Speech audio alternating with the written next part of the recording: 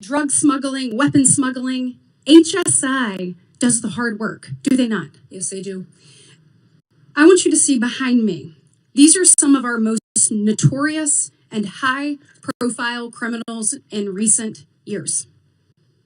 Sean P. Diddy Combs, El Chapo, R. Kelly, Jared Fogle, Josh Duggar, the Merchant of Death, Victor Boot. And what do all of these criminals have in common? All of them were brought to justice with the help of ICE, HSI. Does that sound like the work of Nazis or Gestapo, Madam Secretary? No, it does not. This sounds like an agency that is working for the American people, who is taking bad actors off the streets and is doing the hard work for our most vulnerable. Can you speak a little bit to the work that you've seen HSI do? These HSI officers are, I believe, the most exceptional law enforcement officers that we have at the federal level. They specialize not just in identifying sex traffickers and human traffickers, but also any kind of money laundering, financial investment. They partner with our other intelligence agencies to use that information to build cases that we then win in prosecutions and hold those people accountable. And they all have families. They all have families that they care deeply about, and when you talk to them, they will go on and on about how they do their work to make sure that families in the United States can be safe and that they have a future and they can walk down the streets and continue to be entrusted that won't fall victims like they see so many times in their work when they do these types of cases. Changing gears a little bit, when we're talking about just immigration enforcement in general, I know I've had a number of questions from constituents over the weekend about the number of known and unknown terrorists in our interior. We know the numbers that came through the border, but we also know the countless numbers of known gotaways that we don't know who they are, where they're going, or what their intentions are. Madam Secretary, what we saw in Austin, I think, was chilling to so many people.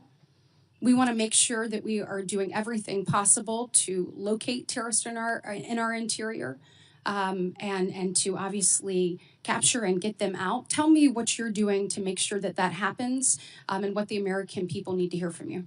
Well, first of all, Senator, let me thank you for your work to get the Department of Homeland Security funded so that we can use everything and every tool. Sir ji, sapne skip nahi, sip karo. Simply visit kotakmf.com. These individuals that we've brought to justice already include over 1,500 known and suspected terrorists that we have already found in the last year that President Trump has been in the White House, and we brought them to justice and removed them from our country. We also have thousands and thousands of gang members, MS-13, TDA members that have partnered to victimize people and perpetuate violence upon them. We're continuing to do that work and will every single day, but we need funding to make sure that all of our law enforcement agencies have the tools they do to bring them to justice. Well, let's actually talk about that. So when we are looking at the department having gone unfunded now for 17 days, I'd like to know what are the real implications of that. So I think a lot of people, when you look at the Department of Homeland Security, we've obviously seen in the news, ICE and CBP. We just talked about some of the good work that ICE has done, particularly ICE HSI. We look at the border, customs protections, people coming through, making sure whether it is weapons being smuggled or whether it is drugs, that those things are caught by those men and women there at the border. Then we look at the other missions that fall under the Department of Homeland Security, our courageous men and women in the Coast Guard. You look at those serving in FEMA. We have been ravaged by storms both in the South and up the Northeast, and these people need assistance and they need help. That all comes through your department. You look at the Secret Service and you look at where that is. You look at the Center for Domestic Preparedness, for example, in Anniston, Alabama, which I hope I have your commitment to continuing to make sure that our law enforcement officers are trained there in the event of something unthinkable. Yes, And absolutely. as we look at all of this and our TSA officers, I was struck by what I saw. Actually, you have put this up here behind me. When you see what's happening with people going without pay again. So you have people like a TSA officer that went without pay for 43 days in the previous Democrat-led shutdown. And here they go once again. The financial insecurity that comes from that is tremendous.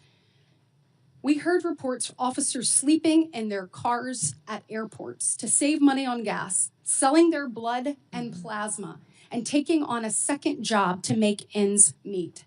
Some are just recovering from the financial impact of the 43-day shutdown, and many are still reeling from it. We cannot put them through another such experience. In the last minute left, will you tell us the real implications of this shutdown on men and women that stepped up to serve our country in the highest way to keep our homeland safe and secure?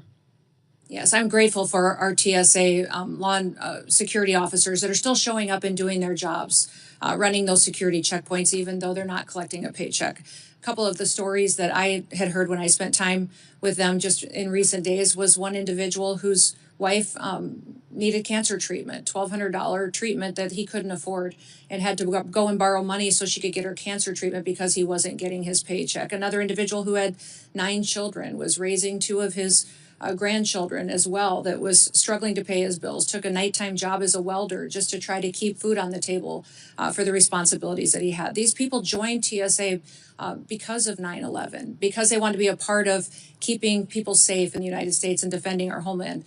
Beyond that, FEMA, our ability to fund disaster response is virtually gone. It needs to be refunded. Our FEMA employees are out there doing work every single day, but we have 10,800 individuals that are funded out of the disaster relief fund that could potentially not be there for them and not respond to individuals who need it when they have those terrible storms or devastating crises. Well, thank you for your work, and I'm hopeful that we can work with our colleagues on the other side of the aisle to find a pathway forward to fund Senator the department. Blumenthal. Thanks, Mr. Chairman. Thank you for being here today. Madam Secretary, for a year, you maintained that no U.S. citizens have been arrested or detained by ICE or CBP. After hearings that I conducted in the Permanent Subcommittee on Investigation as the ranking member, you admitted finally in a letter written to me just last month that, in fact, U.S. citizens have been detained and arrested. I'm going to ask, Mr. Chairman, that that letter be entered into the record. Thank you. You put the number as 38. Far more American citizens have been arrested by ICE and CBP, probably in the hundreds, perhaps the thousands. Have you met with any of the American citizens who have been detained or arrested by your agency?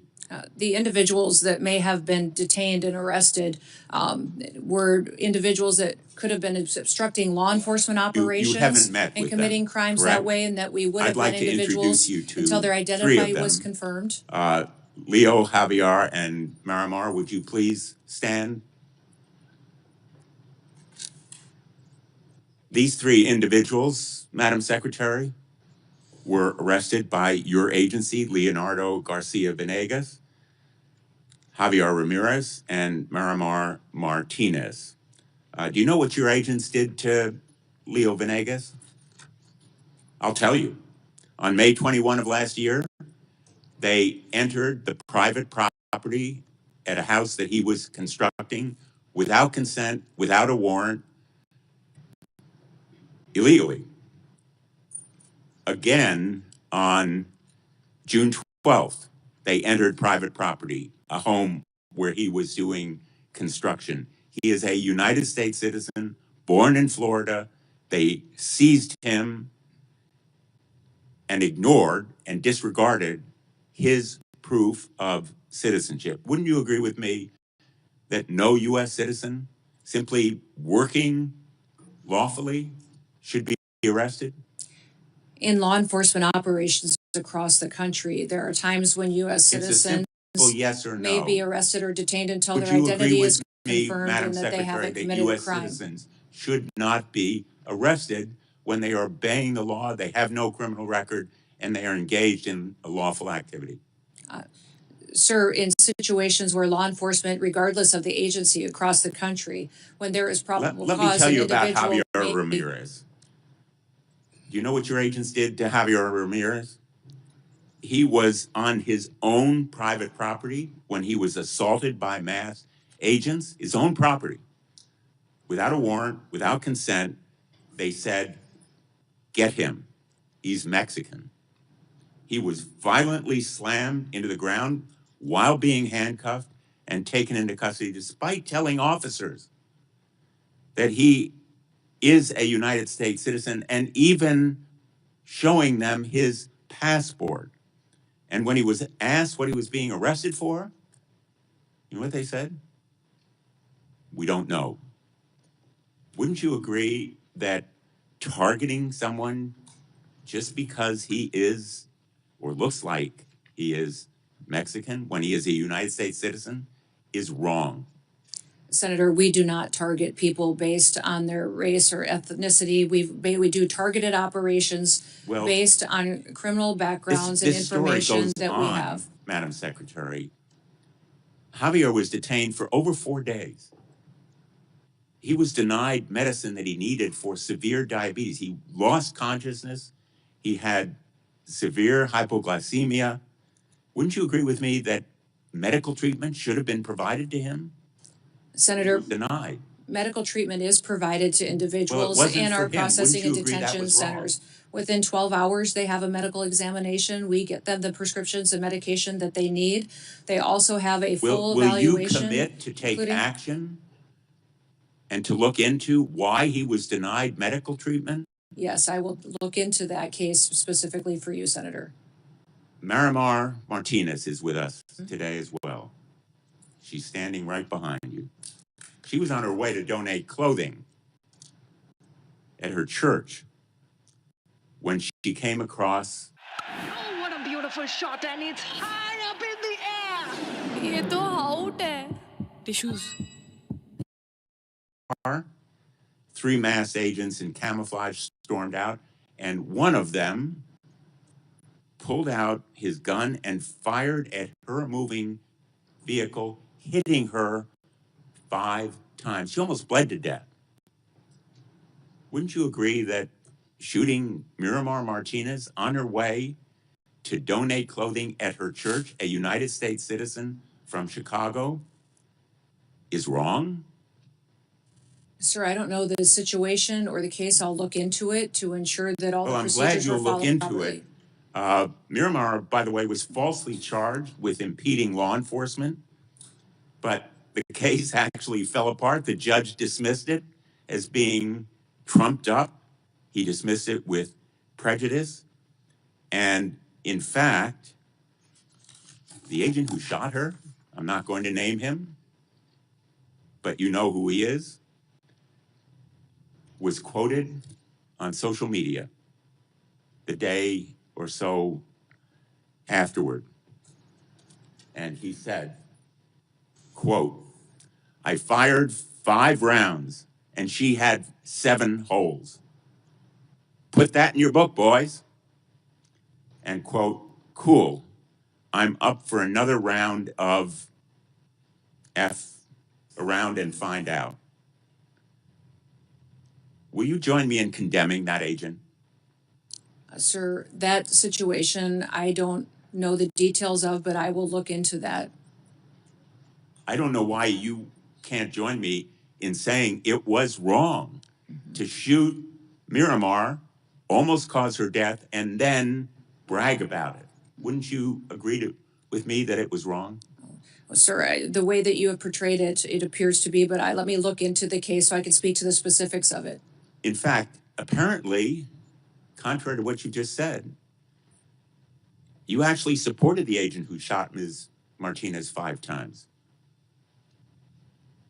He's quoted as saying, when he was asked, everyone has been supportive, including Chief Bovino, Chief Banks, Secretary Noem, and El Jefe himself, referring presumably to President Trump. Is the agent who shot Ms. Martinez still on the job? Sir, our law enforcement officers conduct operations every day according to procedures and to training and the experience that they have. When there is the agent when there is something that who is not shot done Ms. properly, Martinez still on the job carrying a gun? I don't know the details. I will find out and get that information to you. Would you agree with me that he shouldn't be on the job I carrying a will gun? look into this case and get back to you on the details. I'm not I think familiar Americans with it. would find it absolutely terrifying that that agent is still on the job carrying a gun. And the fact that you can't tell me that you will take him off? Sir, do you know who Angel Saminago is? Do you recognize that name? This is I an think we're individual talking about that was an murdered egregious in your illegality state here, by an a illegal violation alien, of rights and trust. duct taped. The answers are It looked very like it simple, was an assassination. and I would have hoped I haven't that heard you say you one could victim's give better name answers today from illegal to these immigrants that three are here individuals. perpetuating Would you like violence to say against anything people. to Ms. Miramar, I'd Ms. like to hear you Ramirez, say the or name Mr. of one of our victims Venegas? of illegal criminal activity and fight for one of those victims so that we can stop as many of them from being created in the future by people who should never be in this country to begin with. Illegal individuals and charges aliens that are against in this country. Ms. Martinez were dismissed with prejudice. Let me ask you about a memo that evidently was written by the acting director of ICE. This memo, have you seen it? I can't tell what it says. I see lots of memos. I see Well, this memo many a is day. by acting director Todd Lyons. It's been frequently referenced in the hearing that I conducted by the whistleblower who testified, Brian Schwank, as being the basis for instructing ICE agents. It specifically says that ICE agents should violate the Fourth Amendment and break into people's homes without a judicial warrant. Do you agree with it? I will look at that memo, sir. I can't read it from here, but if it's referencing administrative warrants, that is the proper legal tool that this body has given us to utilize on immigration enforcement operations. Those administrative warrants were provided and affirmed by the Supreme Court. Let me ask you one last and question. we'll continue to use those.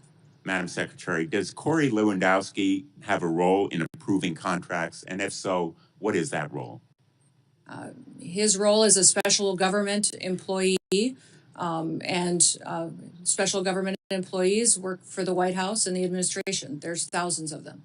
So he does have a role. Senator Schmidt. Thank you, Mr. Chairman. Since we're having folks stand up, I would have Laken Riley stand up. I would have Kayla Hamilton stand up. I would have Jocelyn Ngari stand up. I would have Rachel Morin stand up. I would have the beautiful sons and daughters who were murdered by illegal immigrants stand up, but they can't because they're dead. They were murdered by illegal immigrants that were led into this country by Joe Biden. And I think it's important to set the stage, since we're having this oversight hearing, to set the stage how we got here. 5 years ago, something was done that had never been done in the history of our country. We had a president who willfully ignored immigration laws and immigration enforcement, threw open the border to 15 million people who are here illegally, tens of thousands of murderers, hundreds of thousands of hardened, violent criminals. And we can debate why. I know why. They're trying to pump up the numbers for their congressional districts because they lost the case with the American people. But the tragedies that ensued, the tragedies that were left in the wake of this disastrous policy are what we're left with. And your job now is to finally enforce our immigration laws. And they don't like it. They actually don't think that anybody should have to leave. Because if you create the problem so big, which is what Joe Biden and the Democrats tried to do, the only solution is mass amnesty. And I'm here to tell you, we're not doing it. And the mass deportations will continue. Thank God we front-loaded the money for ICE. Thank God we did it. Because it was just a matter of time. Now, by the way, the outrage machine has moved on to something else, so I actually have hope that maybe we'll actually approve DHS funding. But we're not kneecapping ICE. We're not doing it. We're not going to take away the tools that they have to deport criminals in this country who are raping and murdering sons and daughters. So for all the spectacle that the Democrats want to create, the American people will not lose sight of what this mission is, which is to restore American sovereignty. No country, no sane country would ever do this. We lived through it. Now it's time to fix it. And this sanctuary status that many of these jurisdictions, there's about 11 that matter the most in this country. But what is that about? What does that really mean? It means that the local leaders will not tell ICE when rapists and murderers and criminals are released from prison so they can be deported. Think about that. Think about that. That's what's happening. And by the way, it's happening in Northern Virginia. The new governor just today said that this brutal killer, Abdul Jallo, an illegal immigrant. तो हमारे system में किन चीजों को अपने को बिल्कुल भी ध्यान नहीं देना है. पहली चीज, मार्केट के ऊपर कोई व्यू नहीं. मुझे लगता है